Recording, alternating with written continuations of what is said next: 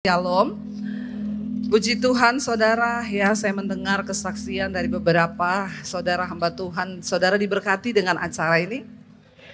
Ya saudara, itulah yang kita sangat rindukan, bahwa Tuhan hadir dalam setiap acara kita. Mau sehebat apapun acara itu, mau siapapun yang datang, presiden sekalipun, kalau Tuhan gak hadir, buat apa? Amin. Jangan tertipu hari-hari ini. Ya, kehadiran Tuhan itu yang luar biasa. Kehadiran Tuhan itu yang membawa perubahan. Ya, kehadiran Tuhan itu segalanya, saudara. Saya pengen kita membaca di dalam 1 Raja-Raja pasal yang ke-6. 1 Raja-Raja pasal yang ke-6, saudara. Di sana kisah tentang ketika Salomo membangun rumah Tuhan. Ya, 1 Raja-Raja pasal yang ke-6, kita lihat bersama ayat yang 1 Raja-Raja pasal yang ke-6, mulai ayat yang pertama, saudara. Tuhan tidak pernah meminta untuk bangsa Israel itu membuat rumah bagi Tuhan. Tuhan gak pernah minta. Dulu kehadiran Tuhan itu ada di kemah suci, ketika bangsa Israel dalam perjalanan. Ya, tapi bedanya kemah dengan bait suci itu apa? Kemah itu berpindah-pindah. Di mana bangsa Israel ada, mereka bangun kemah suci itu, tabut Tuhan ditaruh, di situ Tuhan hadir. Ketika bangsa Israel sudah nyaman, mereka diberi tanah perjanjian. Daud punya sebuah kerinduan untuk mendirikan rumah bagi Tuhan. Ya, dia ingin Tuhan itu hadir senantiasa bagi bangsa Israel. Tapi Allah berfirman, Daud, engkau tidak bisa mendirikan rumah bagiku, karena tanganmu itu berlumuran darah. Memang Daud dipilih menjadi raja pada waktu itu untuk menaklukkan musuh-musuh bangsa Israel. Jadi dia harus berperang, dia membunuh banyak sekali orang. Tapi sebuah kerinduan dari hati Daud adalah dia pengen bangun rumah. Tujuannya apa? Untuk Tuhan itu hadir. Rumah Tuhan itu satu tujuannya agar Tuhan hadir di situ. Amin. Bukan supaya banyak perpuluhan di situ. Amin. Amin yang kenceng. Gitu baru prajurit. Biasa aja, gak usah terlalu panjang. Itu udah marah. Amin. Bercanda. Nih ya. Jadi tujuan rumah Tuhan itu dibangun karena Daud itu rindu Tuhan hadir menyertai bangsa Israel. Karena dia tahu kehadiran Tuhan itu segala-galanya, saudara. Waktu Tuhan hadir, coba apa masalah kita apa? Apakah dia tidak akan bekerja? Apakah dia tidak akan turut campur tangan? Tapi hari-hari ini banyak gereja tertipu. Mereka gak peduli Tuhan mau hadir mau tidak. Yang penting tim PPW-nya seragamnya bagus. Ada yang menentukan tim PPW itu high heel-nya harus 14 cm. Makanya bodinya harus bagus biar seksi. Nanti tidak lama pendetanya selingkuh sama singersnya. Karena terlalu seksi. Bahaya, saudara. Jadi api-api asing dibawa dalam gereja. Kenapa? Karena gereja sudah kehilangan Tuhan. Nggak ada lagi Tuhan di dalamnya. Tidak ada daya tarik apa-apa. Jadi dicarilah yang menarik. Seragam singers harus pakai yang bahannya Hermes. Ya, yang bahannya bagus. Karena yang datang di gereja kita ini orang-orang kaya. Pret. Kau taruh imanmu pada orang kaya. Maaf saudara. Sorry. Engkau melupakan Tuhan. Jangan taruh imanmu pada orang kaya. Ya, apalagi ada pendeta bilang sama saya begini, Bu, orang kaya di gereja kita perlu loh Bu, kasih aja mereka panggung. Gembala ngomong ke saya, kasih aja mereka panggung Bu. Mereka itu kan cuma cari panggung di gereja orang-orang kaya itu. Saya bilang suruh dia bikin panggung aja di rumah, biar dia naik-naik turun di panggung itu di rumah. Ini tuh bukan panggung, saudara. Ini tuh mimbar. Banyak pendeta sembarangan. Oh, ini kaya yang punya ini. Kasih dia panggung. Suruh naik aja dia. Bahkan banyak yang dilantik jadi pendeta. Padahal belum bertobat. Masih selingkuh. Perempuannya banyak. Tapi kaya. Perpuluhannya gede. Pret. Pendeta bertobat. Jangan lihat orang kaya. Ya apalagi orang kayanya dicatat nomornya. Tiap pagi dikirimi ayat. Pendeta model begini. Hidupmu melarat. Hidupmu susah. Terkutuk. Tuhan bilang terkutuk. Orang yang mengandalkan manusia itu terkutuk, saudara. Kenapa sering kali hidup kita terkutuk keadaannya? Pelayanan kita gak pernah maju. Karena kau taruh imanmu pada orang kaya. Apalagi kalau sudah lihat orang kaya datang, mukanya berubah jadi celengan babi. Biar diisi. Cerita semua kesusahannya. Jadi begini loh Pak, kita ini. Nggak usah, kau duduk di kaki Tuhan, ngeluh sama Tuhan. Dia sanggup, saudara. Kehadiran Tuhan. Daud tuh rindu Tuhan bersama-sama. Makanya dia rindu bangun. Tapi Tuhan bilang bukan kamu yang bangun. Anakmu sesudah engkau ya akan membangunnya. Ketika Salomo naik tidak banyak peperangan lagi bangsa Israel. Karena sudah nyaman. Mereka sudah rebut tanah-tanah itu. Daud yang membunuh banyak orang. Makanya Tuhan tidak izinkan Daud membangun rumah bagi dia. Tanganmu itu berlumuran darah. Tapi hatinya rindu sama Tuhan. Salomo naik, dia bangun bait suci. Baca 1 Raja-Raja pasal yang ke-6.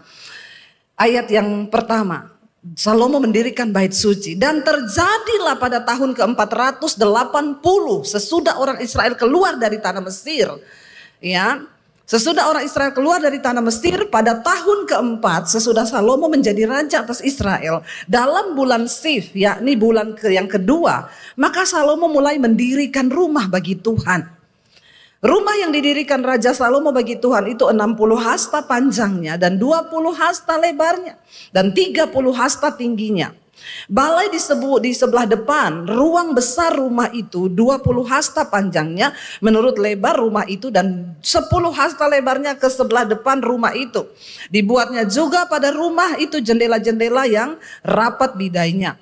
Pada dinding rumah itu sekelilingnya didirikan kamar tambahan sekeliling rumah besar dan ruang belakang dan seluruhnya dibuatnya bertingkat-tingkat. Tingkat 5, tingkat bawah 5 hasta lebarnya dan yang tengah 6 hasta dan yang ketiga 7 hasta.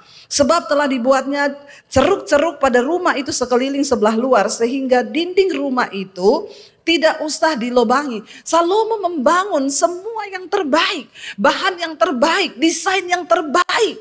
Dia mau beri bagi Tuhan ya untuk membangun rumah itu karena ini tempat berdiamnya Tuhan. Lihat ayat yang ke-7.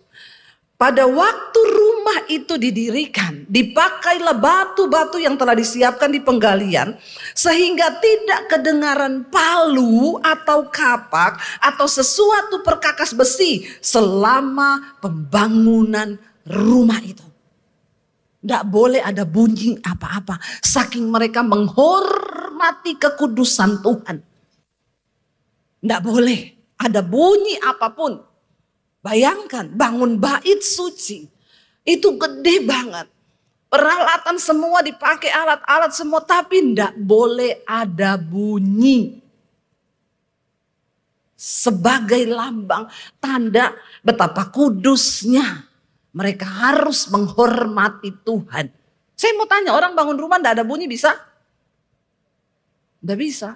Tapi pengerjaannya, batu-batunya diukir itu jauh di tempat penggalian batu. Jadi diangkut sudah dalam keadaan ready, dipasang, tidak boleh ada bunyi. Dia menghormati Tuhan. Luar biasa supaya Tuhan hadir. Saudara, tapi saya pengen kita baca saudara, ya. Ketika itu dikatakan di sana ayat yang ke-8, pintu tingkat bawah ada pada lambung kanan rumah itu. Dan orang naik dengan tangga-tangga pilin ke tingkat tengah dan dari tingkat tengah itu ke tingkat yang ketiga. Setelah ia selesai mendirikan rumah itu, dibuatnya langit-langit rumah itu dari bingkai dan pemapan dari kayu aras. Dan setelah ia mendirikan kamar tambahan itu pada rumah di sekelilingnya, yakni setiap tingkat 5 hasta tingginya, maka rumah itu ditutupinya dengan kayu aras. Ayat 11, Tuhan melihat kesungguhan hati Salomo. Dia melihat kesungguhan hati bangsa Israel yang merindukan kehadirannya.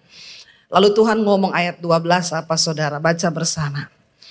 Ya, ayat 11 dikatakan, kemudian datanglah firman Tuhan kepada Salomo demikian. Ini inti yang kita mau baca. Ayat 12. Mengenai rumah yang sedang kau dirikan ini, jika engkau hidup menurut segala ketetapanku dan melakukan segala peraturanku dan tetap mengikuti segala perintahku dan tidak menyimpang daripadanya, maka aku akan menepati janjiku kepadamu yang telah kufirmankan kepada Daud ayahmu, yakni bahwa aku akan diam di tengah-tengah orang Israel dan tidak hendak meninggalkan umatku Israel. Oke, engkau membangun rumah itu bagus. Tuhan lihat, engkau tidak ada bunyi satupun menghormati Tuhan. Gereja, seringkali kita berpikir membangun rumah Tuhan harus begini begitu baik. Ya, tetapi Tuhan bilang intinya di sana, mengenai rumah yang sedang engkau bangun ini, yang sedang kau dirikan ini, cuma satu syaratnya. Tuhan bilang, supaya aku tinggal. Supaya aku tinggal, bukan singers yang langsing. Amin. Ya, bukan soal Pak Pendetanya gimana-gimana. Tapi Tuhan bilang, mengenai rumah yang sedang kau dirikan ini, jika engkau hidup menurut segala ketetapanku, melakukan segala peraturanku, dan tetap mengikuti segala perintahku, dan tidak menyimpang daripadanya, aku akan menepati janjiku kepadamu yang telah kufirmankan kepada Daud ayahmu, yakni bahwa aku akan diam di tengah-tengah orang Israel dan tidak hendak meninggalkan mereka. Tujuan daripada rumah itu dibuat adalah supaya Tuhan hadir dan tinggal. Tapi Tuhan tidak minta banyak syarat untuk dia tinggal. Dia bilang, engkau harus hidup di dalam ketaatan pada firman Tuhan. Itu saja saudara. Enggak berat Tuhan minta. Kita sebagai hamba-hamba Tuhan. Bagaimana supaya gereja kita, pelayanan kita ada Tuhan di dalamnya. Karena engkau pelayanan, tidak ada hadirat Tuhan, tidak usah kau jadi pendeta. Buat apa? Kosong. Sekarang banyak orang pintar khotbah, saudara. Ya, apalagi kalau khotbah, mari saudara kita dengarkan poin-poinnya. 1, menjadi orang Kristen yang dapat dipercaya. 2, pret teorito. Jemaat itu tidak bisa dengar yang seperti itu. Apa yang menarik dari seorang hamba Tuhan? Waktu engkau datang dan Tuhan ada bersama-sama dengan hidupmu. Karena engkau hidup dalam kekudusan. Engkau taat kepada firman Tuhan. Taat mendengar suara Tuhan.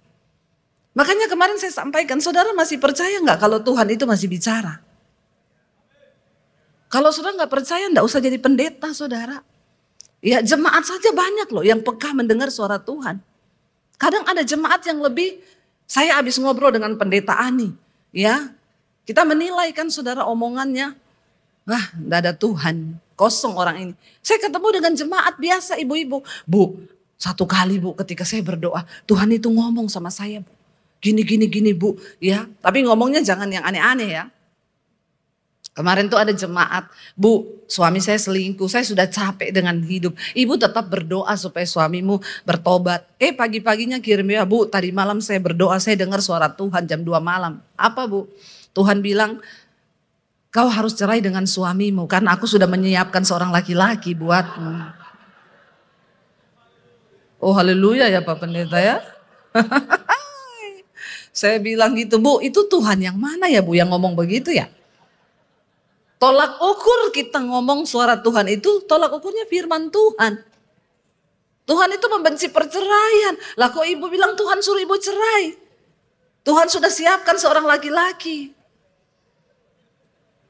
Saya ini pendeta nggak bisa ditipu. Saya ini hamba Tuhan nggak bisa ditipu. Langsung saya balas chattingannya gini. Ibu sudah punya kenalan laki-laki? Langsung. Ya, langsung saudara itu harus peka jadi pendeta.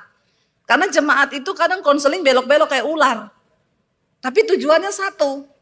Langsung saya tembak. Ibu sudah punya kenalan laki-laki?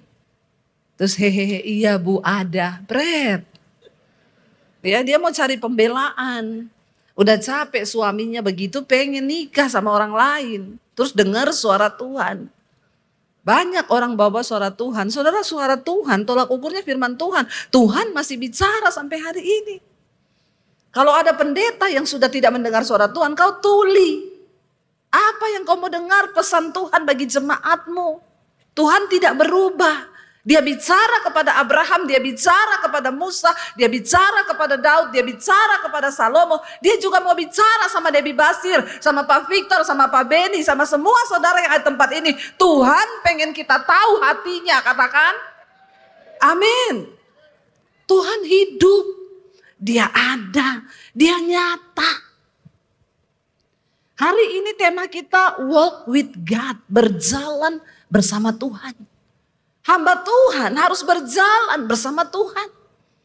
Kita butuh kepekaan di dalam pelayanan. Kita butuh tuntunan. Ya, kita butuh Tuhan. Tanpa Tuhan pelayanan kita tuh nol. Gereja kita tuh tidak ada apa-apanya. Cuma bangunan tok. Ya, cuma tempat entertain tok. Makanya sekarang banyak gereja sudah nggak ada bedanya sama Holy Wing.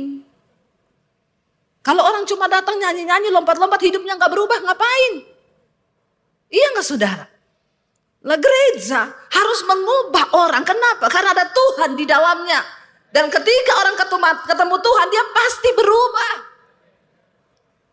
Ya, dia pasti berubah saudara. Tuhan bilang sama Salomo, mengenai rumah yang engkau dirikan ini, kata Tuhan.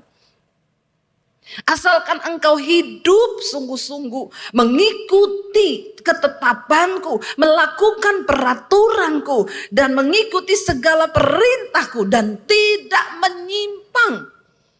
Syarat untuk Tuhan hadir dalam pelayanan kita itu apa? Ketaatan kepada Tuhan. Dia hamba loh. Kita ini, kita hamba loh, dia Tuhan kita loh. Saya saudara waktu dapat panggilan pindah dari Solo. Di Solo tuh saya pelayanan saudara. Ya dulu saya sudah keliling juga khotbah-khotbah di beberapa gereja. Ada salah satu pendeta di sini Ibu Eva Srioko. Dulu gerejanya itu tempat saya pelatihan khotbah. Saya naik motor kalau pelayanan ke gereja beliau saudara. Ya bawa anak kadang ya saya taruh di depan, anak saya masih kecil, saya khotbah saudara. Ya pagi khotbah, ya sore khotbah ya. Lalu saudara, ya saya tiba-tiba dapat panggilan. Waktu di Solo itu saya tiap hari nangis. Saya enggak tahu kenapa saya itu nangis. Lalu satu kali saya tahu Tuhan ini mau bicara. Kadang lagi naik motor gitu pelayanan di Karanganyar, Jati, naik motor saya saudara. Ya tiba-tiba air mata saya bercucuran. Saya bilang saya tahu Tuhan ini mau ngomong sesuatu. Lalu saya ambil doa puasa. Saya datang ke satu tempat saya berdoa. Saya bilang Tuhan aku tahu engkau mau bicara kepadaku. Bicara Tuhan, sampaikan apa yang mau Tuhan sampaikan. Saya dapat suara Tuhan. Ya Tuhan tuh sedih melihat gereja-gerejanya hari-hari ini, hamba-hambanya hari-hari ini tidak lagi memikirkan hatinya, nggak lagi fokus dengan jiwa-jiwa. Saya nangis ketika saya menerima hati Tuhan tuh, saya nangis terseduh-seduh. Besoknya saya datang lagi doa puasa di tempat itu. Bicara apa yang kau mau bagiku Tuhan. Aku ini hambamu, bicara. Lalu Tuhan tuh ngomong, aku akan bawa kamu keluar dari kota ini. Ke satu tempat yang akan aku tunjukkan. Saya bilang lah kok kayak Abraham ya.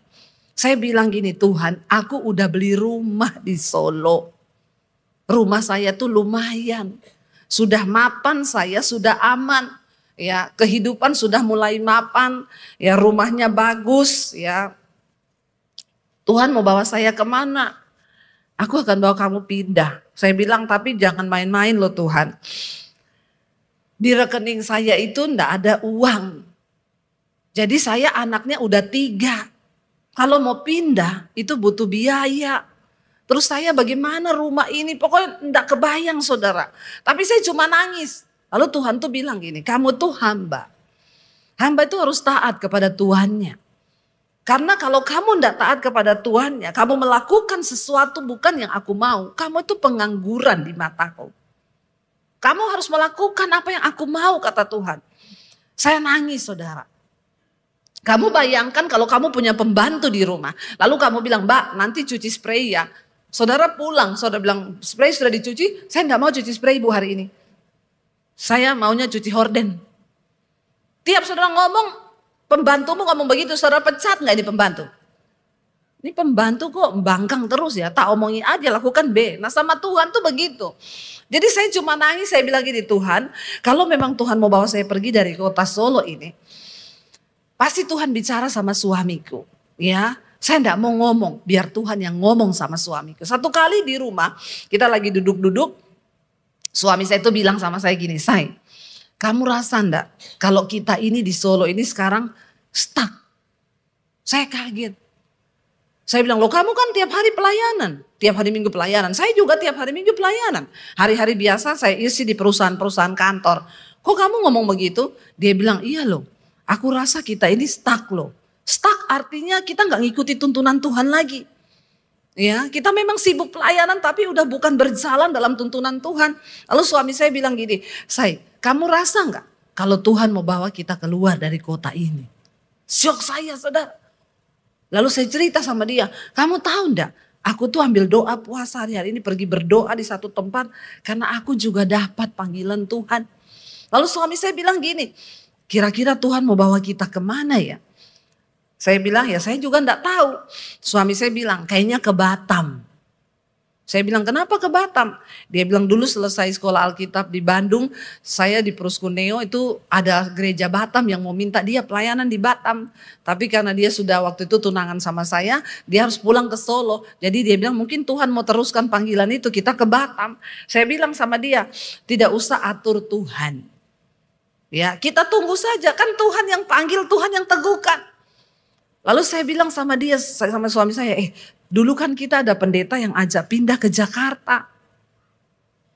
Ya jangan-jangan kita ini dipanggil Tuhan ke Jakarta. Pendeta itu bilang gini, kamu berdua itu udah bukan di Solo tempatmu. Kamu berdua tuh harusnya berangkat ke Jakarta. Kita langsung ngomong gini, enggak Pak, kita di Solo. Kenapa? Kita sudah beli rumah di Solo. Karena rumah itu mapan kan. Sudah ya lambang kemapanan, sudah kita di situ aja nyaman gitu. Dia bilang gini, nanti satu saat kalau kamu dapat panggilan ke Jakarta, kamu hubungi saya ya. Saya ingat itu, saya bilang sama suami saya, itu dulu pendeta panggil kita pindah loh ke Jakarta. Terus saya bilang, coba saya cari WA-nya ya di HP saya. Saya buka HP saya, nomor pendeta itu sudah enggak ada. Karena saya sudah ganti HP, nomornya ke bawah di HP saya yang lama. Orang penting itu ganti HP, bukan ganti nomor terus. Ya, ada pendeta, Bu, nomor saya sudah ganti. Minggu depan lagi, Bu, nomor saya ganti. Kayaknya dikejar-kejar pinjol, pinjaman online. Awas kalau ada pendeta yang pinjol ya. Ganti nomor terus, ini something saudara. Nomor saya itu yang buat konseling di YouTube, itu nomor pribadi saya yang HP ini, itu sudah sejak saya belum menikah. Ya, nomor itu sudah saya bawa sampai hari ini gak pernah saya ganti nomor. Jangan ganti-ganti nomor pendeta, amin. Kelihatan kalau kau itu banyak dikejar orang. Ya, di telepon nomor yang ada 7 sedang bersembunyi. Sedang dikejar-kejar debt collector. Tapi di sini tidak ada, semuanya nomornya tetap sama. Lalu saudara saya bilang sama suami saya, enggak ada nomor pendeta itu. Suami saya bilang, nanti saya minta di gereja. Gereja kita kan sering ngundang pendeta itu. Terus tiba-tiba saya bilang sama dia, saya enggak usah minta. Kenapa? Kita jadikan ini tanda. Kalau Tuhan yang panggil kita, Tuhan yang kirim nomor teleponnya itu pendeta. Buat saudara, kira-kira susah enggak Tuhan kirim nomor telepon? Ini pendeta semua nih, saya tanya, susah enggak? Apa? Tidak, susah. Secara pikiran manusia memang susah. Bagaimana caranya Tuhan kirim nomor telepon? Tapi saya bilang sama suami saya, kita ini kan sebenarnya enggak niat mau pindah. Ribet saya, di rekening kita kalau ada uang 1 M, Saya langsung, oke Tuhan, pindah kemana? Masanya ini enggak ada uang, saldo aja kadang minta maaf. Ya, maaf, saldo Anda tidak cukup. Padahal tidak lebaran loh, dia minta maaf terus. Tiap cek minta maaf. Saudara, akhirnya saya bilang sama suami saya, biar Tuhan, kan Tuhan berkuasa kan. Ya udah kita tunggu 1 minggu, 2 minggu, enggak terjadi apa-apa saudara. Tiba-tiba malam-malam ada teman suami datang ke rumah bawa flash disk. Dia bilang, Mas Daniel, ya di laptopmu ada lagu-lagu rohani kan? Ada. Tolong copy ini ya, saya mau pakai buat di gereja. Nanti copy di HP, di flash disk saya ini ya. Ini ya tak tinggal. Dia bilang, iya taruh aja di meja situ. Ngobrol-ngobrol lupa, dia udah pulang. Berapa hari gitu suami saya enggak buka-buka itu flash disk. Malam-malam dia tuh lagi di depan laptop. Iya ada ini orang suruh copy lagu-lagu rohani. Dia pasang flash disknya di laptop. Dia bukalah filenya. File pertama yang dibuka, daftar nama pendeta dan nomor HP. Kok enggak wow ya? Wow, wow, wow. Wow enggak saudara? Dan yang lebih syok lagi, waktu diklik, namanya pendeta itu nomor 1.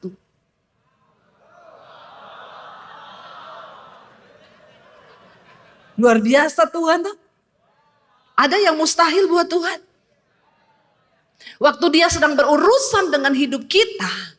Dan kita nangkep dan kita mau taat. Dia mulai bekerja. Nggak ada yang mustahil. Lalu suami saya kayak orang kesetanan. Dia teriak, dia panggil saya. Non, non, non. Suami saya panggil saya non. Karena saya nonong nih loh. Makanya saya tutupi pakai poni begini. Ya, saya panggil suami saya Jo. Artinya bojo. Jadi kalau saudara saya panggil dia Jo, namanya bukan Jonathan, tapi Bojo. Saudara, dia teriak, saudara kayak orang kesetanan. Dia bilang, non, sini, non, sini, non. Saya datang, ngopo toh? Iki lu. Saya lihat, hah? Astaga, tenan? Tenane kui. Tenane. Saya bilang, tenane Tuhan ini tenan loh Tuhan. Iki tenan tuh Tuhan. Akhirnya, yuwis kui, SMS itu pendeta. Saya catat nomornya, saya SMS, Pak, tawaran pindah ke Jakarta masih berlaku. Kayaknya kami dapat panggilan Tuhan. Tidak dibalas saudara. Enggak dibalas berbulan-bulan. Maksudmu itu apa? Oh. Maksudmu itu apa? Saya bilang sama suami saya, ya wes enggak dibalas. Suamiku ngomong teleponan, moh. Saya enggak mau. Kalau memang itu dari Tuhan, ya mesti dia balas wong masuk. Saya enggak mau telepon. Kenapa? Saya berharap saya enggak usah pindah. Anak saya yang masih kecil itu waktu itu TK. Tapi suami saya bilang, ya udah enggak usah balas, biarin aja. Kita biarin. Kita enggak berusaha telepon. Satu kali di gereja suami saya itu ada kayak ada pertemuan pendeta-pendeta begitu. Dia WA saya lagi pelayanan di satu perusahaan.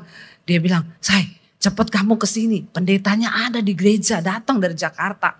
Saya cepat-cepat naik motor ke gereja saudara. Sampai di sana ya keringet-keringet turun dari motor pakai helm. Saya bilang sama suami, mana itu loh, ayo kita ketemu. Selesai kami ketemu, Pak. Bapak terima SMS saya selama ini? Dia bilang, terima. Kok Bapak enggak balas?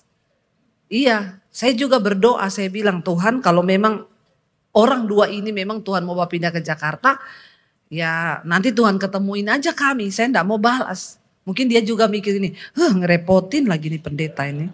Ngapain WA saya? Ya, jadi dia bilang saya berdoa minta tanda sama Tuhan. Kalau memang Tuhan yang panggil kamu nanti kita ketemu tanpa janjian. Dia bilang ini terjadi. Kita ketemu enggak janjian. Wow ya, wow. Berarti saudara sudah dong sekarang ya. Ya, dong pora. Udah dong ya. Saudara, lalu saya bilang sama suami saya, "Yowes, terus gimana?" Dia bilang, dia langsung tantang gini, "Kapan kalian berangkat untuk menjadi pengintai? Intai dulu negeri yang penuh susu dan madu itu." Jangan wow. Nggak penuh madu, racun di sana. Banyak racun. Bukan penuh susu dan madu, ternyata banyak racun di sana. Kami bilang gini, "Oke Pak, kapan kita bisa berangkat? Lihat dulu bagaimana pelayanannya." Oke, nanti berangkat. Kita atur waktu, kita berangkat saudara. Waktu kita berangkat, ini bunyi apa ya? Sangkakala ya? Ini bunyi apa nih? Kalau sangkakala puji Tuhan loh, saudara lagi seminar gini Tuhan datang, langsung ke sorga semua ini. Langsung auto sorga kita nih semua. Lagi kudus-kudusnya ini, lagi berapi-api ini. Ya benar-benar siap ini untuk diangkat Tuhan ya. Tapi Tuhan bilang jangan dulu, kau harus siapkan jemaatmu. Ya itu jemaatmu, tanggung jawabmu. Nanti besok saudara menghadap Tuhan, ditanya jemaatmu mana? Saudara disuruh balik belakang. Ya jemaatmu 3.000, saudara noleh cuma 100. Yang lain terhilang, jangan ketawa kau, sedih. Sedih, ini tanggung jawab loh di hadapan Tuhan. Ya, tanggung jawab, jangan cuma dicukur dombanya, bulunya diambil. Domba kedinginan, tersesat, tidak ditolong, dibiarin. Tuhan akan minta pertanggungan jawab. Ya, itu yang Tuhan ingetin bagi gembala-gembala, jangan kau cukuri saja itu domba, kau mintai duitnya. Ya nanti kalau dia kedinginan, dia kepasan, kau nggak urus, kau nggak khotbahin tentang pertobatan, tentang kekudusan. Ya, dia mati kedinginan, dia masuk neraka, benar. Nanti saudara akan disuruh lihat sama Tuhan, jemaatmu berapa? Lihat di belakang, siapa yang ada. Saudara menoleh, cuma berapa orang, yang lainnya di neraka, awas loh, tanggung jawab loh saudara. Sebagai gembala. Lalu saudara akhirnya, sampai di mana tadi? Tapi biasanya saya kalau terbelok begini itu suara Tuhan biasanya. Biasanya itu suara Tuhan. Jangan saudara marah, jangan dibantah ya. Suara Tuhan itu. Saudara akhirnya saya tuh mengintai negeri dan penuh susu dan madu itu katanya. Kami berangkat sama suami. Seminggu saya ikuti pelayanannya pendeta itu di Jakarta. Ya saya bawa tasnya dia. Ya suami saya kadang disuruh nyetir. Kadang ini kita lari-lari bawa tasnya dia saudara.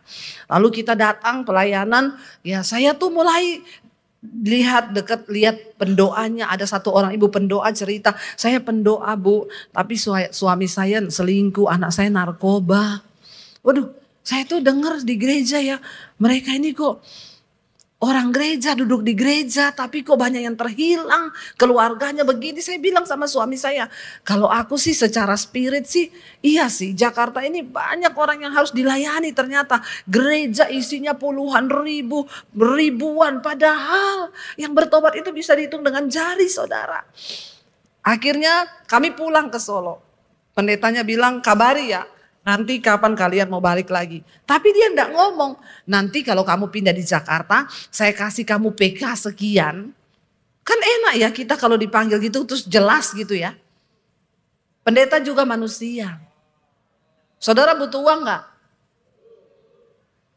Kita butuh uang kan? Ya butuh lah. Dan kita ini butuh sesuatu yang terlihat jelas. Suami saya bilang gini, dia enggak ngomong sama kita. Ya berapa dikasihnya tiap bulan, karena suami saya di Solo itu ada pelayanan di satu gereja, dia bukan full time, dia pegang tim PPW, tapi tiap bulan dapat PK. Nah itu kami buat cicilan rumah di Solo. Suami saya bilang gini, kalau kita pindah di sana, pendeta itu kan enggak ngomong kita dikasih PK berapa. Ya suruh ngikuti dia pelayanan terus kayak gitu, terus rumah di Solo bagaimana? Kata suami saya, aku enggak mau berangkat ke Jakarta. Saya bilang sama suami saya, kita ini kan ikut Tuhan, bukan ikut pendeta itu. Nanti Tuhan yang cukupkan. Suami saya bilang, imanmu nyampe, imanku enggak nyampe. Ketawamu besar, apa imanmu nyampe? Gaya. Kalau kau dipanggil gitu mau kau berangkat? Jujur pendeta. Ya, Kita nih ada dalam kenyamanan, setiap bulan ada, rumah bisa bayar, anak-anak sudah nyaman, saya sudah pelayanan, dipanggil ke satu negeri yang kita enggak tahu. Enggak ada harapan dan tidak dijanjiin PK. Kira-kira saudara, inilah dituntut imanmu itu berjalan bersama Tuhan, percaya enggak? Jawab percaya, bercanda. Emang iya betul percaya, tidak segampang ngomong percaya. Makanya iman itu harus diuji. Banyak orang berkata percaya kepada Tuhan, tapi hanya sedikit yang berani mempercayakan hidupnya kepada Tuhan. Tapi bagi orang yang mengikuti dia sungguh-sungguh, mempercayakan hidupnya pada Tuhan sungguh-sungguh, ada upah yang menantinya. Jangan pengen kayak saya. Banyak orang bilang enak ya jadi Bu Debbie ya. Sekarang diberkati. Sekarang kamu mau ikut gak jalan yang saya tempuh? Berat ikut Tuhan. Harus percaya sungguh. Saya bilang sama suami. Ya kamu gak boleh gitu dong say. Masa bergantung dari gaji gereja itu. Kan kita ini dipanggil Tuhan. Ya imanmu nyampe. Imanku gak nyampe. Memang laki-laki itu. Survei membuktikan. Banyak pria itu yang kena stroke. Kenapa? Karena laki-laki itu cenderung pakai logika, ya, ukuran otak laki-laki lebih kecil daripada perempuan, tapi memorinya full. Semua dipikir sama bapak-bapak, makanya kena stroke. Beda sama perempuan, ukuran otaknya besar, tapi tidak ada isinya. Ya, bukan begitu. Kenapa saudara? Ibu-ibu itu kita nih perempuan pakai perasaan. Ada masalah, kadang kita enggak mikir, kita nangis udah selesai. Perempuan itu gitu, ada masalah nangis sama Tuhan selesai. Ada masalah dia curhat sama temennya, say aku mau curhat nih. Temennya balas, iya kenapa Cin? Ya, dia ketik panjang banget, lu tahu nggak suamiku gini. Temennya itu enggak baca, chattingannya enggak dibaca karena udah males tiap hari dia chatting terus. Cuma dibalas gini, iya percaya ya Tuhan pasti menolong. Dia udah belum loh. Karena dia udah ketik itu, udah emosinya terluapkan. Nah kalau bapak-bapak kan enggak mungkin curhat toh bapak-bapak. Ada di sini bapak-bapak yang tukang curhat. Itu pasti bukan laki-laki itu. Itu setengah laki-laki itu. Cucok meong. Mau curhat dong say. Jadi cucok lu. Ya. Lah suami saya ngomong, enggak saya enggak mau. Ya, aku memang benar dia sebagai imam kepala keluarga dia harus memikirkan istri dan anak-anaknya. Lah kalau kita pindah rumah enggak bisa bayar. Kita di PHP di sana. Saya bilang ya kalau kita ikut pendeta itu di PHP. Tapi kalau kita ikut Tuhan enggak pernah PHP. Pemberi harapan palsu, manusia beri harapan palsu. Tapi Tuhan harapannya itu pasti. Amin. Tapi suami saya bilang, enggak, aku imanku enggak nyampe. Yowis, saya bilang, saya tunduk sama suami aja. Kalau enggak mau pindah ya sudah. Tiba-tiba Tuhan tuh enggak kurang cara. Suami saya dipanggil sama wakil gembalanya. Pak Daniel, saya ada mau ketemu Bapak mau ngomong sesuatu. Ini mulai ke depan, keuangan semua itu ada perubahan sistem. Jadi semua PK dihapus, termasuk PK-nya Bapak yang bulanan dihapus. Oh, bercanda. Tuhan bilang bercanda. Saudara, yang dia pertahankan itu. Tiba-tiba Tuhan bikin acara. Langsung dia ngomong sama Pak Wakil Gembalanya. Oh, kalau gitu saya sekalian pamit, Pak. Ya udah gak ada harapan, mau apa? Mau pamit kemana? Kami memang sudah dapat panggilan Tuhan pindah ke Jakarta. Oh, Bapak jangan putusin apa-apa dulu loh kata wakil gembalanya ya. Dia pulang dia ngomong sama saya, Non, memang kita dipanggil ke Jakarta. Saya bilang, puji Tuhan. Kenapa saya? Mulai bulan depan PK dihapus. Ya. Saya bilang, saya senang. Oh iya, puji Tuhan, puji Tuhan. Dia sih agak gimana, terus saya bilang tapi ini tanda, ayo kita berdoa. Tuhan kami siap berangkat. Sudah imannya pol ini. Besoknya ditelepon wakil gembalanya. Pak Daniel, saya mau bicara sesuatu. Saya sudah laporkan ke gembala, Bapak pamit ke Jakarta. Jadi Pak Gembala bilang semua dihapus tapi Bapak tetap dikasih PK.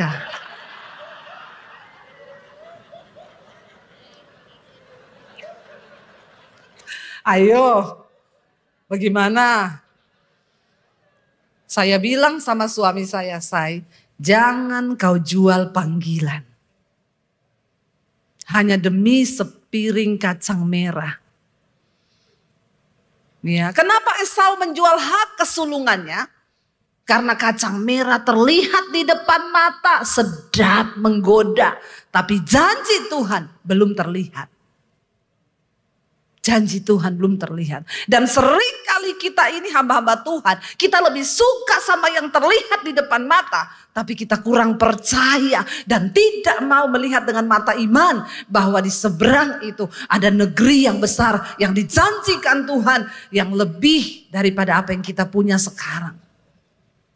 Ketika Abraham disuruh memilih, Lot memilih, dia pilih negeri yang bagus. Tapi bersama Tuhan, walk with God.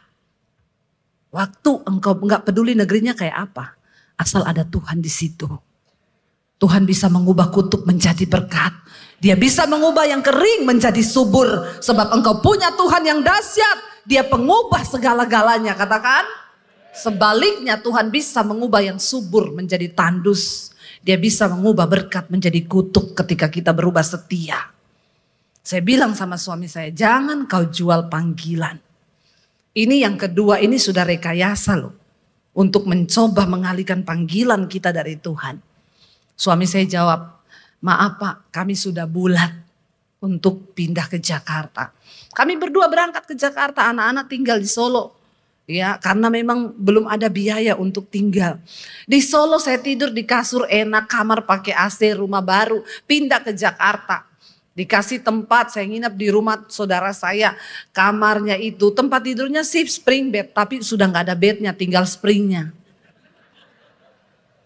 Kamarnya itu ndak ada jendela, kayak gudang, kayak sarang walet, ndak ada AC.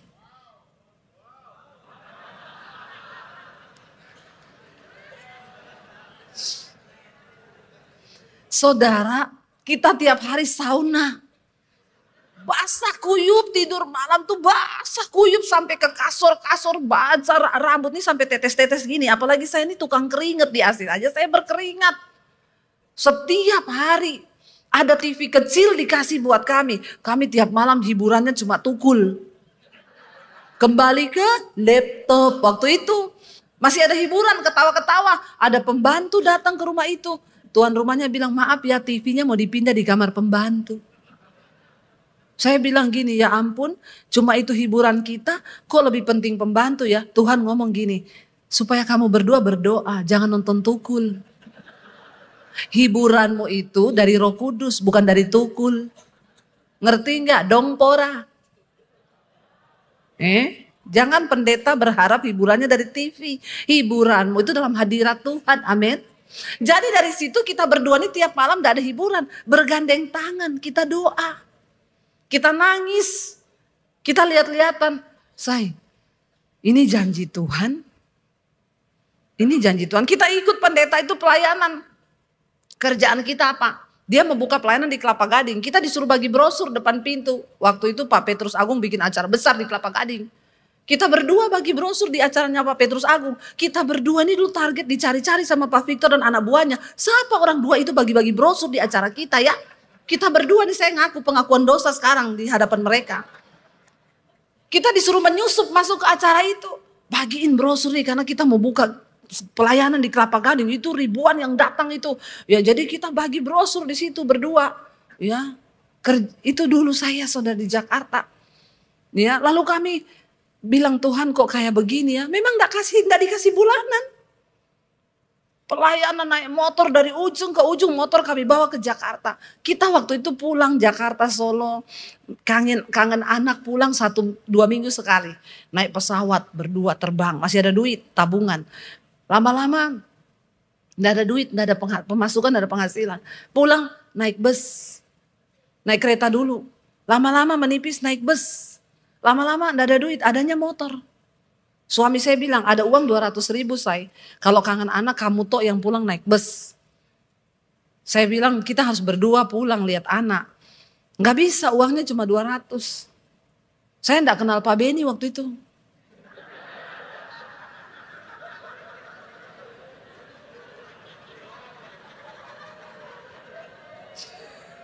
Kalau kenal Pak Beni, saya kirim emoji nangis.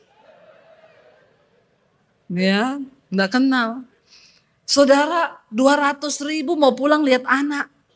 Suami saya bilang, nggak bisa berdua, kamu tok apa aku tok. Saya bilang nggak bisa, kita dua-dua kangen sama anak. Suamiku bilang, kalau mau berdua ada motor. 200.000 cukup buat bensin.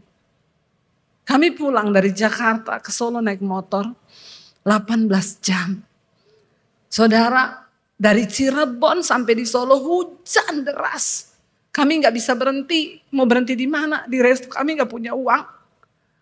Kami jalan terus di tengah hujan deras, saya kedinginan. Saya tutup helm saya, pakai mantel hujan. Saya nangis di atas motor. Saya bilang, Tuhan, karepmu, karepmu, karepmu. Udah nggak ada kata-kata. Saya bilang, terserah kau Tuhan. Aku ini ikut engkau Tuhan, kok air mata terus. Tapi biar kehendakmu yang jadi Tuhan. Kami pulang saudara. Saya ingat kami hanya berhenti makan 1 kali. Di pom bensin Semarang ada tukang jual mie tek-tek di pom situ di pinggir jalan. Suami saya bilang paling harganya 10.000 apa 7,5. Kita bisa mampir makan yuk. Kita makan di situ. Saya tiba di rumah jam 3 pagi. Tangan saya biru, mengkerut semua kena air hujan. Saya masuk ke rumah, saya nangis saudara. Saya bilang, Tuhan, apa yang sudah Engkau buat? Kenapa Kau panggil kami ke Jakarta begini? 1 tahun pertama tidak ada pelayanan sama sekali. Tuhan perem kita saudara.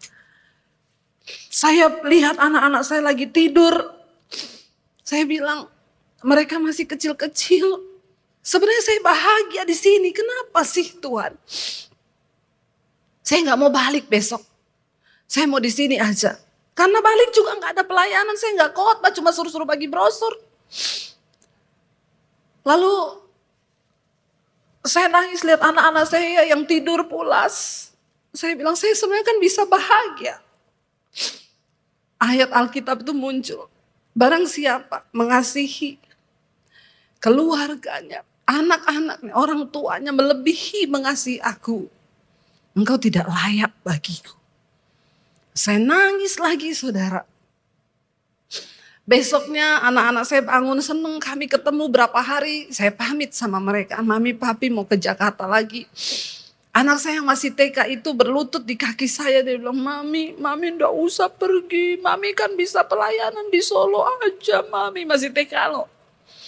Saya peluk anak saya bilang, Dek, kamu masih kecil. Sudah pikul salib. Mami percaya Tuhan akan perhitungkan ini semua.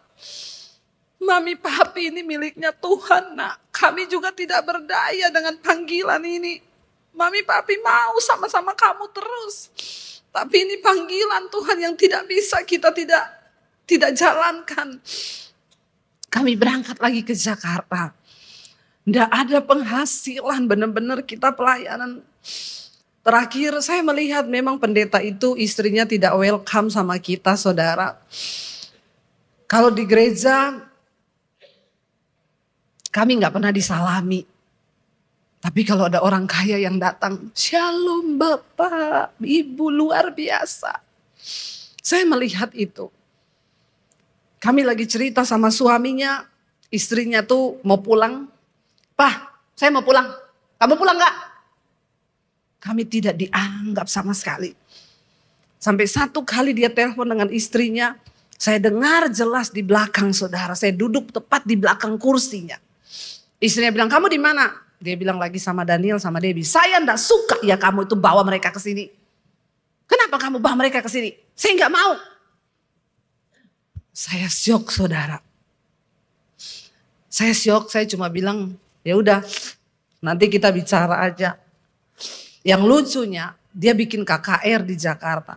Undang pembicara dari luar negeri. Saya waktu itu singer, suami saya main musik. Karena tempat duduknya gak ada yang kosong. Ibu gembala ini harus duduk di samping saya karena ada satu kursi yang tersisa di samping saya. Dia tuh benci banget sama saya, gak mau lihat muka saya. Tiba-tiba pendeta luar negeri itu jalan keliling sambil berkhotbah. Lalu dia berhenti tepat di depan kami. Lalu dia tanya, what's your name? Saya bilang Debbie. Yes, Debbie, you? Ditanya istri gembala ini. Dia jawab namanya ini. Lalu dia bilang sama istri gembala ini, kamu punya karunia hebat, bernubuat, penglihatan gini-gini. Tapi karena kamu sombong, semua karuniamu dipindah sama Debbie. Saya syok. Oh Tuhan Yesus. Saudara wow, tapi saya enggak tahu. Saudara wow, tapi saya syok waktu itu. Tuhan itu tidak pernah bisa direkayasa. Sekalipun orang terlihat hebat punya banyak karunia. Itu orang kita tidak kenal. Dia juga tidak kenal ibu gembala ini. Saya syok tapi setelah itu saya semakin dibenci saudara. Tidak ada pelayanan, tidak ada khotbah. Akhirnya saya bicara to the point sama Pak Pendeta itu. Pak, saya dan suami mau bicara. Saya lihat istri Bapak nggak welcome dengan kita. Kami tidak bisa dalam pelayanan yang seperti ini. Tidak ada damai sejahtera dan saya nggak bisa memaksakan Pak. Daripada Bapak ribut sama ibu, kami pamit baik-baik. Kita mau kemana? Nggak tahu mau kemana saudara. Lalu dia bilang, loh kenapa kamu berkata begitu? Nanti besok kita ketemu sama istri saya. Kami ketemu berempat di depan istrinya. Dia bilang gini, Daniel, Debbie maaf ya. Kalian nggak bisa tuntut pelayanan dari saya. Karena saya ajak kalian ke sini itu untuk berbisnis. Kami syok. Bisnis apa Pak Beni? Kalau yang diajak itu Pak Beni cocok berbisnis kita Pak. Tapi saya dan suami mau bisnis apa? Kita ini dia tahu hamba Tuhan. Saya bilang oh gitu di depan istrinya. Istrinya duduk dengan sombongnya. Jadi maaf Bapak Ibu, jangan tuntut pelayanan dari kita. Saya bilang kok cerita jadi berubah ya Pak ya. Tapi enggak apa-apa Pak. Ini cara Tuhan, kami pamit, terima kasih. Memang saya tidak menyalahkan dia saudara. Karena kami menggantungkan iman pada Tuhan. Justru saya bersyukur lewat dia kami dibawa ke Jakarta. Kalau enggak lewat dia, jadi kita enggak ada alasan kepahitan. Saya ketemu dia saudara. Ketika kami sudah dipakai Tuhan di Jakarta, saya ketemu dia dalam satu acara. Dia salaman gini, luar biasa ya sekarang jadi hamba Tuhan besar. Tapi kamu gak kepahitan kan sama saya? Saya bilang enggak lah Pak. Kan bangsa Israel keluar dari Mesir, Tuhan yang mengeraskan hati Fir'aun. Terus dia diam. Dia sambil salaman gini, oh gitu ya. Jadi menurut kamu saya Fir'aun? Mirip Pak. Mirip. Itu jawaban saya, sudah langsung pergi dia. Mungkin dia yang kepahitan sama saya sekarang. Saudara, hamba Tuhan, Tuhanmu itu Tuhan. Tuhanmu itu Tuhan, bukan manusia. Lalu tapi setelah itu kami masih panjang nih kalau saya cerita enggak cukup nanti sampai sesinya Pak Beni. Lanjut. Saudara tahu saya 3 hari ada di sini. Saya ini baru pulang dari Pekanbaru, Palembang. Saya ke sini 3 hari pelayanan ini. Nanti siang saya ke Surabaya. Dari Surabaya besok Minggu saya khotbah. Hari Senin saya terbang ke Makassar. Anak saya kemarin telepon, Mam pulang kapan? Saya bilang nanti kita ketemu minggu depan nak. Bulan depan kita ketemu minggu depan ya. Saya dari Makassar pulang hanya sehari di Jakarta. Saya ada pelayanan tanggal 5 di Jakarta. Tanggal 6 saya terbang lagi ke Solo. Lalu anak saya bilang, mami tuh ya pergi terus, mami papi ini milik Tuhan. Kamu juga kalau mami papi di Jakarta kan kamu kuliah. Saya bersyukur. Ya dulu kita sama-sama terus sama anak-anak dari mereka kecil. Nilai firman Tuhan itu kami tanamkan kepada mereka. Sekarang mereka besar, udah kuliah semua. Satu masih SMA kelas 3. Ya, mereka sekarang udah gak ada waktu di rumah. Kita pulang pun kadang kita berdua di rumah. Anak-anak mereka berangkat pagi, mereka pulang malam. Anak saya yang pertama sekarang sudah magang di DPR. Ya sebentar lagi dia selesai kuliahnya. Yang nomor 2 kuliah sambil kerja di Starbucks. Kemarin Pak Beni cerita anaknya. Saya pelayanan pulang dari Sydney, anak saya ngomong, Mam aku mau bicara sama Mami. Bicara apa? Tapi Mami janji jangan marah. Ngomong dulu, enggak bisa Mami janji enggak marah. Kamu ngomong dulu apa? Janji dulu jangan marah. Enggak, ngomong dulu apa? Aku mendaftar di Starbucks. Saya bilang, yakin kamu? Starbucks itu cuci piring, ngepel, nyapu loh. Makanya aku bilang, Mami jangan marah. Enggak, Mami enggak marah. Malah Mami suruh kamu, sana cepat cuci piring. Ya, saudara, dia masuk di Starbucks. Jam 12 malam. Saya tanya Karen, kamu sudah tidur belum Mam? Dia foto piring kotor. Aku closing malam ini masih cuci piring. Nanti jam 12:30 selesai baru pulang. Pagi dia kuliah. Enggak apa-apa. Ajari anak-anakmu menderita. Amin. Ya, menderita. Enggak apa-apa. Ya, jadi sekarang anak saya jadi tahu, dia bilang, Mam, cari uang susah ya. Susah kan? Bayangkan aku lembur 2 jam sampai jam 1 malam. Ya dapatnya sekian. Padahal aku kalau minta uang sama Mami buat ngopi aja berapa. Iya makanya. Ya sekarang kamu tahu. Biarkan mereka susah saudara. Jangan didik anakmu enak. Suruh dia belajar susah. Ya makanya anak saya itu saya suruh naik angkot ke sekolah. Kamu ke sekolah naik angkot. Masuk sekolah negeri. Mam, tapi di sekolah negeri itu kan bukan orang Kristen. Justru kamu harus bercahaya di tengah kegelapan. Jangan kau kumpul garam sama garam jadi gudang garam kau. Darah tinggi nanti kau. Ya, kau pergi di sana masuk sekolah negeri. Ya, lalu dia bilang, ya udah, tapi kan aku nanti sekolah diantar kan pakai mobil. Kagak, naik ojek atau naik angkot. Yakin, Mam? Yakin. Mami dulu sekolah jalan kaki. Ya itu kan zamannya Mami. Nggak ada yang berubah nak. Ya zaman sudah berubah. Kagak. Penderitaan tetap sama. Ya udah marah-marah dia. Dia harus keluar dari komplek perumahan naik ojek dulu. Sampai depan komplek baru naik angkot. Pulang hari pertama. Pusing. Naik angkot. Duduk miring.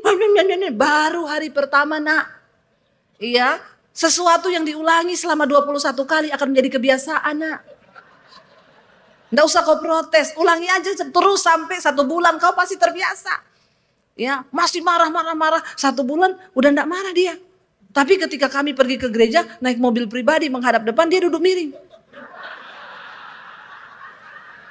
Saya bilang gini, Dek, kenapa kamu duduk miring? Menghadap depan pusing mau muntah.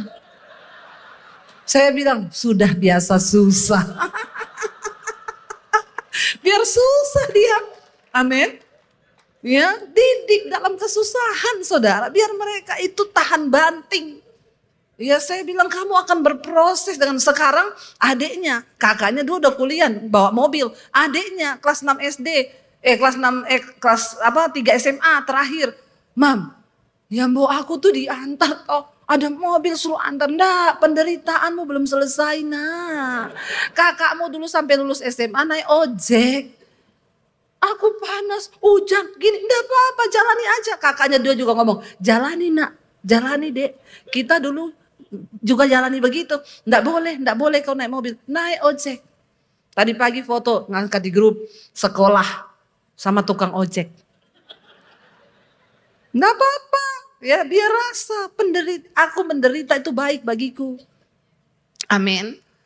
Saudara, kalau sampai hari ini kami ada seperti hari ini, itulah ikuti tuntunan Tuhan. Mungkin panggilan kita berbeda. Ya, kami masih lagi menghadapi banyak pertentangan itu. Suami saya mau pulang, dia bilang kamu bertahan di sini, aku tak pulang, aku enggak tahan dengan pergumulan. Saya bilang kita sudah melewati setengah loh ini saya. Enggak, aku akhir tahun pulang. Enggak ada apa-apa di Jakarta. Kita diperem sama Tuhan. Kami ikut ibadah di satu gereja besar, diumumin, saudara, ada audisi dibuka bagi saudara yang ingin melayani Tuhan. Kami mencari pemain musik dan singer, saudara boleh mendaftar.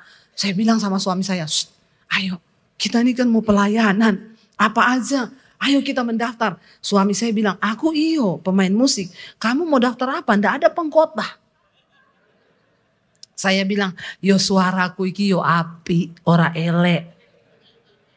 Aku mau daftar jadi singers. Suami saya bilang, ya berarti kamu turun tingkat. Nggak ada tingkat pelayanan, itu sama semua di hadapan Tuhan. Ya udah kita ikut audisi ya, ikut. Suami saya kan di rumah saudara saya ada keyboard, ayo kita latihan yuk, latihan. Audisi di Jakarta di gereja besar, harus yang terbaik. Suami saya main, saya nyanyi. Kalau ku hidup bagimu, hatiku tetap menyembahmu. Dunia tak bisa menjauhkanku dari kasihmu. Udah persis hari kan? Persis kan? Selama ku hidup bagimu, hatiku tetap menyembahmu. Dunia tak bisa menjauhkanku dari kasihmu. Saya sudah latihan saudara. Saya latihan tiap hari. Selama ku hidup. Tiap hari saudara. Ku hidup bagimu. Keluarkan seraknya saudara. Harus yang terbaik di Jakarta, gereja besar. Ya. Tetap menyembahmu. Dunia tak bisa menjauhkanku dari kasihmu. Panjang toh? Persis loh. Tiba saatnya audisi.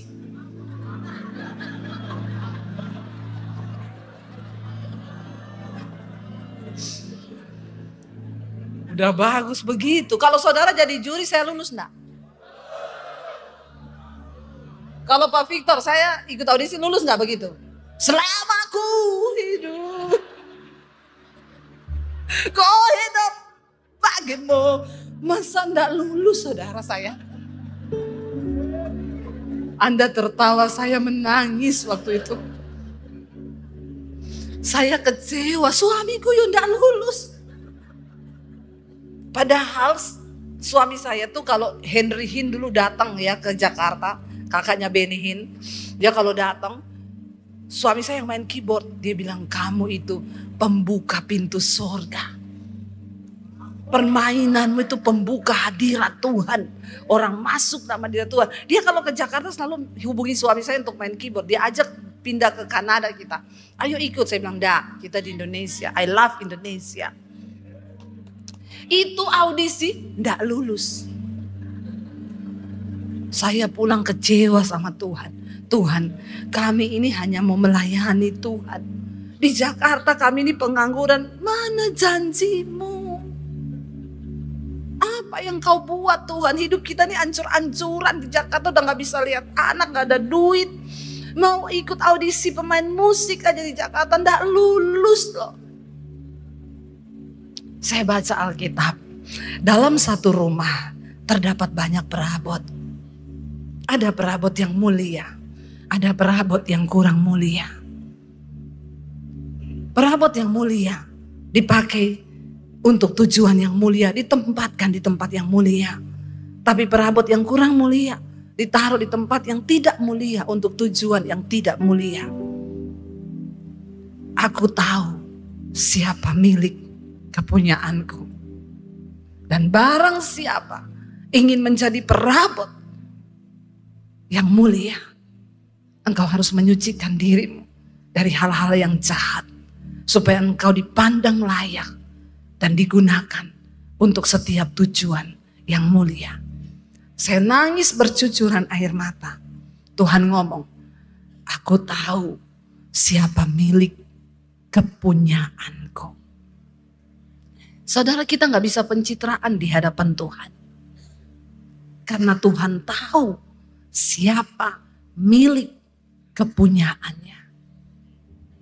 Orang yang meninggalkan kejahatannya, yang berjalan mengikuti tuntunannya, mengikuti perintah Tuhan, mereka itulah kepunyaanku. Saya nangis, saudara. Singkat cerita, akhirnya saya justru diundang jadi pembicara di gereja itu. Saya ingat, saudara, waktu kami ibadah di gereja itu, kami tetap ikut ibadah walaupun tidak lulus audisi. Pak Rubin Ong khotbah waktu itu, ya. Saya nangis bercucuran air mata waktu penyembahan. Dan saya mendengar suara Tuhan. Satu saat kamu akan berdiri di mimbar gereja ini untuk menyampaikan isi hatiku. Saya nangis di lawat Tuhan, saya dengar suara itu. Selesai ibadah saya bilang sama suami, tadi aku dengar suara Tuhan. Suami saya bilang apa? Tuhan bilang, satu saat saya akan berdiri di mimbar itu. Suamiku bilang, audisi singers aja ndak lulus. Piye carane kamu naik di mimbar itu piye? Saya bilang ndak tahu. Ya untuk nek Tuhan yang ngomong ya mesti itu terjadi toh. Singers aja ndak lulus. Tapi Tuhan tahu menempatkan hamba-hambanya di tempat di mana harus dia berada. Saudara, berjalan bersama Tuhan di dalam pelayanan.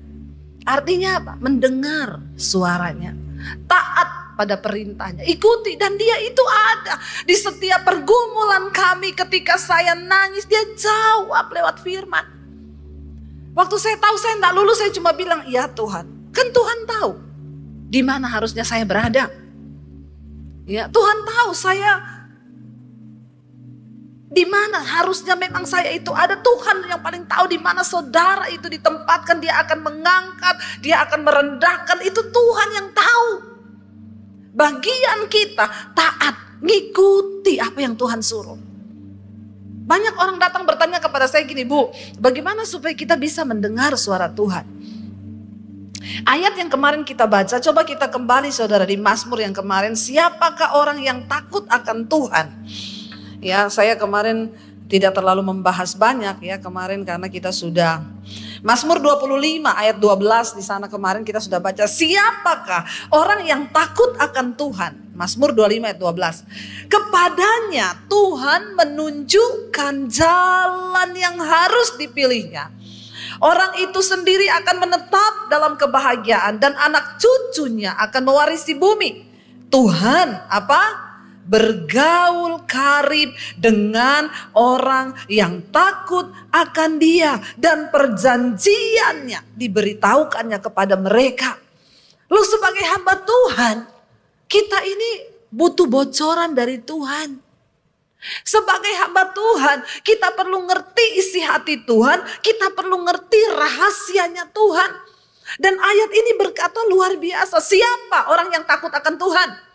Biar kita hari ini berkata, Tuhan, biar Engkau dapati aku adalah salah satu orang yang takut akan Engkau. Dia menunjukkan jalan yang harus kita pilih. Dan dikatakan di sana apa?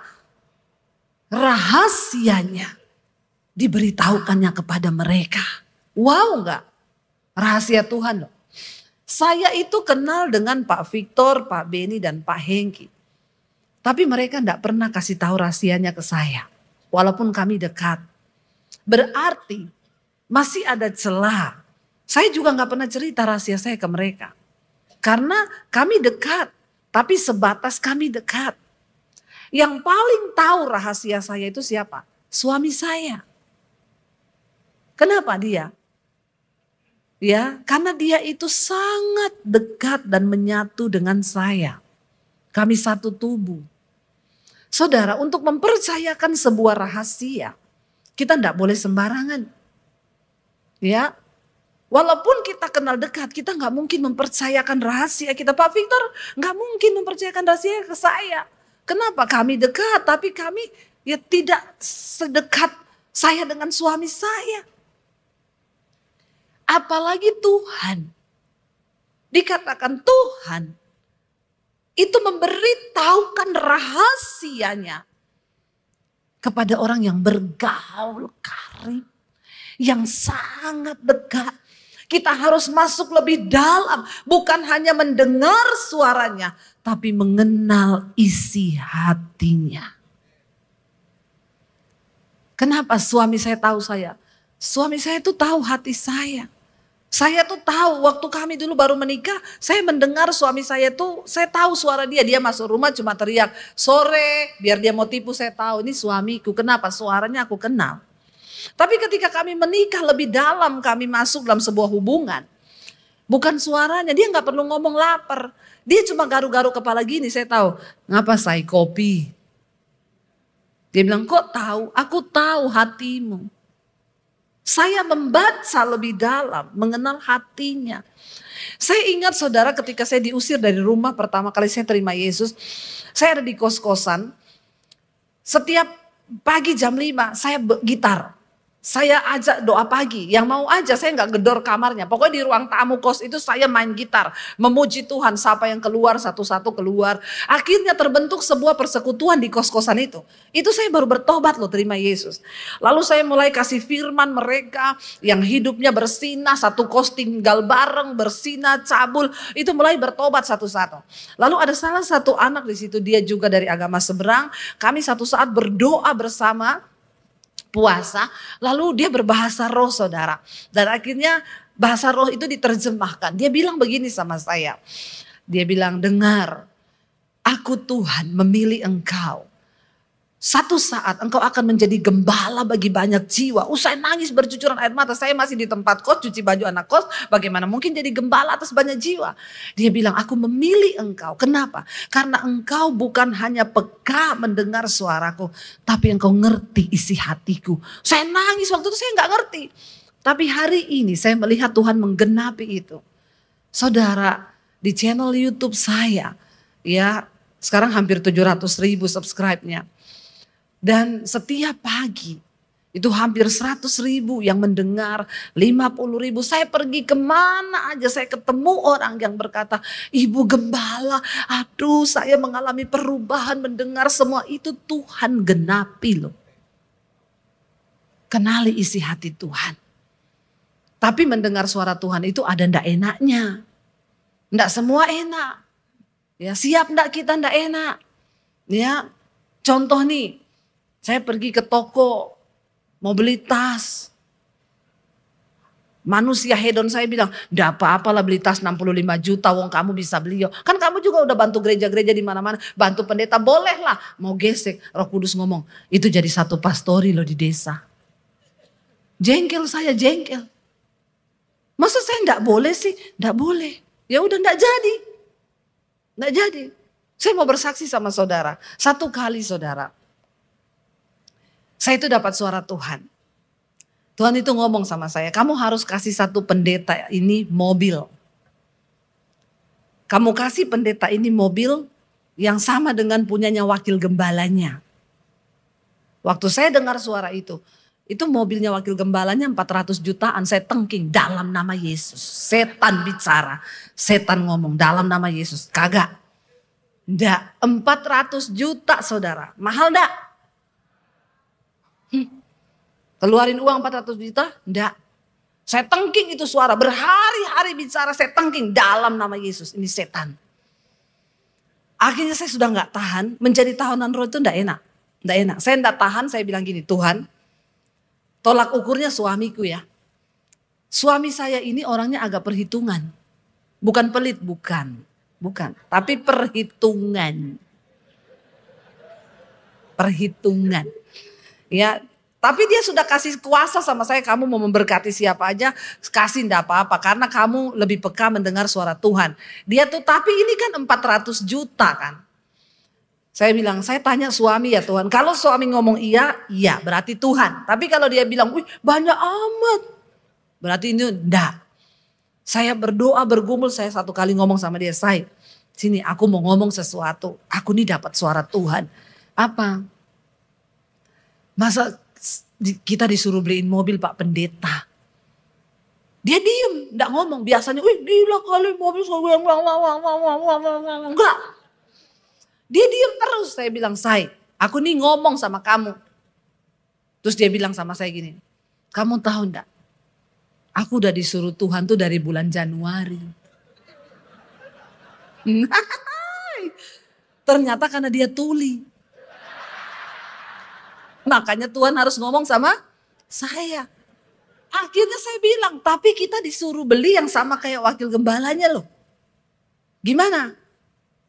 Dia bilang, iya ya udah memang Tuhan yang suruh kok. Aku juga tuh dari Januari lalu sebenarnya udah disuruh tapi tak diemin. Ya aku ya enggak mau lah. Masa beliin. Saudara, akhirnya kami sepakat ya. Sepakat dinilai 400 juta sekian. Ya wes sepakat. Akhirnya kami pelayanan lah ke Makassar. Pikir saya pulang dari Makassar nanti kita urus. Kita pelayanan di Makassar. Saya ngobrol-ngobrol sama Pak Beni. Ya, kok yo pas pendeta itu lagi ngangkat foto mampir di pinggir jalan. Kita tanya kenapa Pak? Mobil saya mogok. Saya bilang sama suami, kebangetan kita ini, coba itu Tuhan udah ngomong loh, itu mobilnya mogok loh. Ini pendeta juga memang agak-agak saudara. Ya, dia tuh banyak berkorban buat yang lain-lain tapi buat dirinya sendiri kagak. Lalu akhirnya saya bilang sama Pak Beni, Pak kita ini digerakin Tuhan loh Pak. Saya sama suami mau beliin mobil. Pak Beni, ini tahu adik. Baru kali ini saya dengar pendeta beliin pendeta mobil. Biasanya kan yang beliin pendeta mobil siapa? Pengusaha. Tapi baru kali ini pendeta beli pendeta mobil. Saya disuruh Tuhan, Pak. Nggak enak nih suara ini bicara-bicara terus juga. Pak Beni ngomong, ya udah jangan ibu sendiri. Saya separuh, ibu separuh. Ya. Tapi Tuhan udah lihat sikap hati kita 400 juta sekian. Kita rela loh saudara. Rela saya. Saya itu bukan orang yang punya uang puluhan miliar. Enggak saudara, enggak. Tapi saya tahu berkat ini Tuhan percayakan 400 juta beli tas LV dapat berapa? Ya masa saya mau beli sekian aja Tuhan tak kasih. Saudara, ayo kita berjalan bersama Tuhan. Dia tahu semua pergumulanmu. Dia tahu, makanya kita minta penyertaan Tuhan. Apapun pergumulan yang sedang kau hadapi hari ini.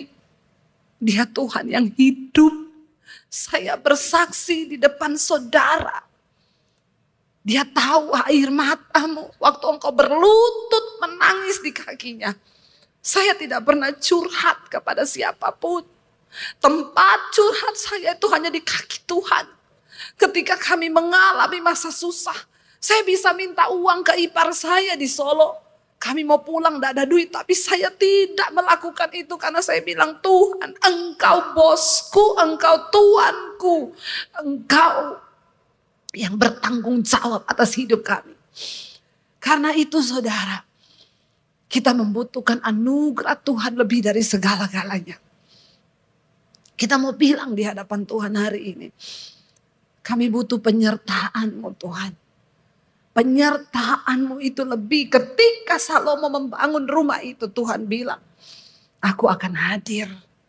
Aku akan tinggal asalkan Engkau taat. Mari kita datang di hadapan Tuhan hari ini.